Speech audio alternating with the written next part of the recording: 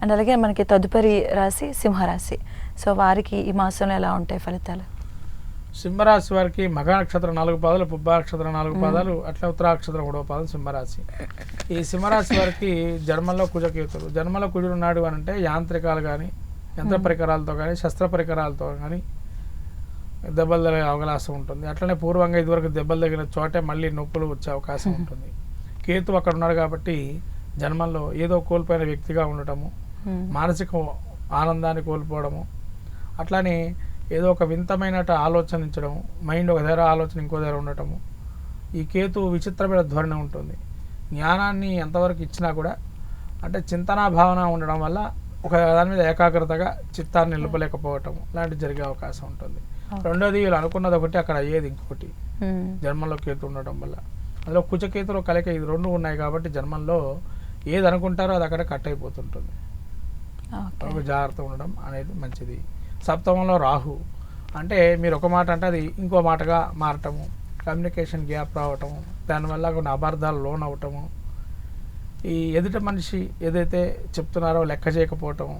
అంటే అది పూర్వం లెక్క చేయకపోవటం కారణం ఏంటి అని అంటే కూడా ఈ జన్మంలో అంటే రాష్ట్రాధిపతి రవి కాబట్టి ఒక దర్పం ఉంటుంది కాస్త.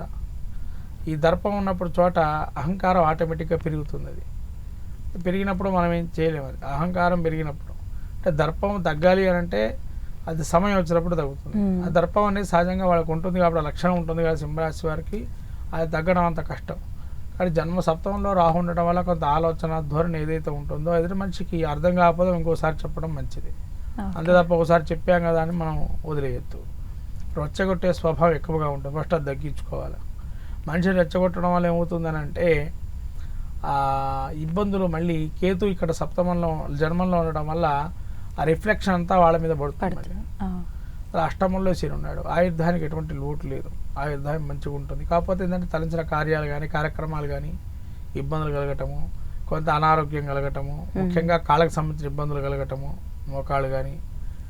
తర్వాత శుక్రుడు వీరికి 9లో ఉన్నాడు కాబట్టి కొంత అవయోగంగానే ఇస్తున్నాడు. యోగదాయకమైన ఫలితాలు లేవు. శుక్రుడు అవయోగం ఇస్తున్నాడు ఇక్కడ కాబట్టి కొంత శుక్రుడు అవయోగం కూడా అంత మంచిది కాదు. మళ్ళీ రవి మళ్ళీ రాజ్యాధికారాన్ని ఇస్తున్నాడు. అహంకారం, అధికారము, దర్పము అవన్నీ కూడా ఉంటాయి. బుధుడు మళ్ళీ వీరికి ఏకాదశంలో సంచారం చేస్తున్నాడు. ఏకాదశంలో గురుడు బుధుడు సంచారం చేస్తున్నాడు. దైవానుగ్రహం బాగా ఉందని చెప్పచ్చు. దైవానుగ్రహం బాగా ఉంది కాబట్టి గురువు యొక్క అనుగ్రహం బాగా ఉంది 11వ స్థానంలో. అట్లనే బుధుడు కూడా వీరికి అనుకూలమైన ఫలితాలు వస్తున్నాయి. ఓకే.